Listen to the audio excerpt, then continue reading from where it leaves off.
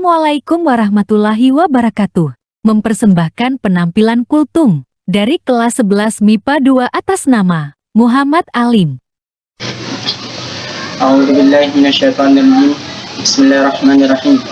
Assalamualaikum warahmatullahi ta'ala wabarakatuh. Innal hamdalillah nahmaduhu wa nasta'inuhu wa nastaghfiruh wa na'udzu billahi min shururi anfusina wa min sayyiati a'malina. Man yahdihillahu fala mudilla lahu wa man yudlil fala hadiya lahu. Asyhadu an la ilaha illallah wa asyhadu anna Muhammadar Rasulullah. Allahumma salli wa sallim ala sayyidina Muhammad wa ala ali sayyidina Muhammad kama shallaita ala sayyidina Ibrahim wa ala ali sayyidina Ibrahim fi alamina innaka Hamidum Majid. Amma ba'du.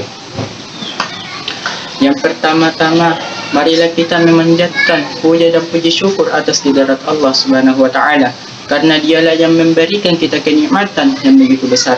Di antaranya nikmat kesehatan, nikmat kesempatan, nikmat kekuatan, dan terlebih-lebihinya nikmat iman dan Islam, sehingga kita dapat hadir di masjid ini dalam keadaan sehat walafiat.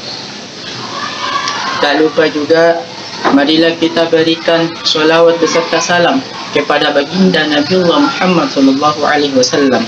Rasulullah sallallahu alaihi wasallam rela ke sana ke sini demi siapa? Demi kita sebagai umatnya. Rasulullah sallallahu alaihi wasallam rela mencucurkan darah demi siapa? Demi kita sebagai umatnya.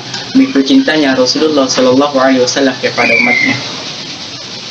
Rasulullah sallallahu alaihi wasallam dialah yang merobek-robek bendera kekafiran, mengibarkan bendera keislaman yang berlafaz la ilaha illallah Muhammadar Rasulullah. Berdirinya saya di sini, saya bukan lebih hebat daripada hadirin sekalian, saya bukan lebih jago pada hadirin sekalian, tetapi berdirinya saya di sini hanya untuk saling menyampaikan atau membawakan sebuah ceramah singkat yang berjudul memanfaatkan waktu. Islam adalah agama rahmatan lil alamin yang mengatur kehidupan manusia dalam semua aspek kehidupan, termasuk memanfaatkan waktu.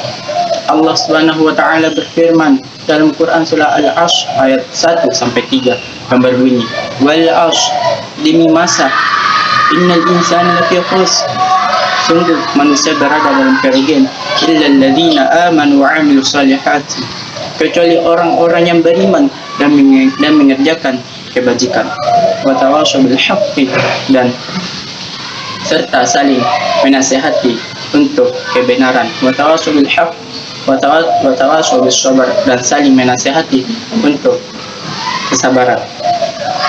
Begitupun dalam pepatah Arab yang disampaikan oleh Imam Syafi'i rahimallahu taala, al-waqtu kas-sayfi illam taqta'ahu qata'aka.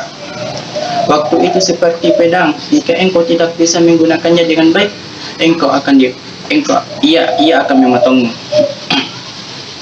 Dalam surah yang pendek dan mudah dihafal ini, Allah Subhanahu wa taala memberikan peringatan kepada kita demi waktu, agar kita dapat memanfaatkan waktu selama hidup di dunia ini. Sebelum orang-orang di negeri maju di Eropa ataupun di Jepang mengkompetisikan kimia ismoni, Islam terlebih dahulu mengerjakannya. Bukan berarti waktu adalah uang semata, tetapi nilai waktu yang sangat berharga yang membuatnya memiliki nilai seimbang seperti uang. Karena tidak akan bisa kembali berulang dan terus berjalan dan tidak mundur, bahkan terus maju dan tidak peduli apapun yang terjadi. Ma'asyiral muslimin rahimakumullah. Namun ada beberapa poin yang harus kita ingat, bahwa dalam Islam tertulis cara atau aturan untuk mempergunakan waktu dengan baik-baik. Islam tidak memandang kehidupan dunia ini saja, namun ada kehidupan akhirat yang harus dipersiapkan. Maka dari itu, janganlah kita sia-siakan waktu ini. Dan kita saling menasihati lewat perbuatan, perkataan, dan doa dengan sesama muslim maupun orang-orang maupun orang-orang hidup berdampingan dengan kita. Bukan hanya ibadah, semua tindak tanduk yang dilakukan di muka bumi ini memiliki nilai pahala di sisi Allah Subhanahu wa taala. Apalagi bila kita saling menolong kepada orang lain. Hingga istirahat setelah kita berlelah-lelah mencari cinta kepada Allah Subhanahu wa taala di dunia maupun di akhirat, akan memiliki nilai pahala yang dicatat sebagai amal bekal kita di akhirat kelak nanti. Ma'asyiral muslimin rahimakumullah. Maka kesimpulan bisa kita dapat ambil yaitu, takutlah dengan waktu yang kita tidak ketahui kapan akhirnya. Hati-hatilah menggunakannya, karena kita tidak tahu berapa lagi waktu yang tersisa. Selalu memohon ampun dalam tarikan nafas kita agar kita termasuk orang-orang yang beruntung di hari kelak, yang menutup waktu hidup di dunia ini dalam husnul khotimah. Sampai di sinilah ceramah yang saya bawakan. Apabila ada kesalahannya itu dari saya, apabila ada kebenarannya itu dari Allah Subhanahu wa taala. Saya akhiri, ihdinas siratal mustaqim khairul karim. Assalamualaikum warahmatullahi taala wabarakatuh.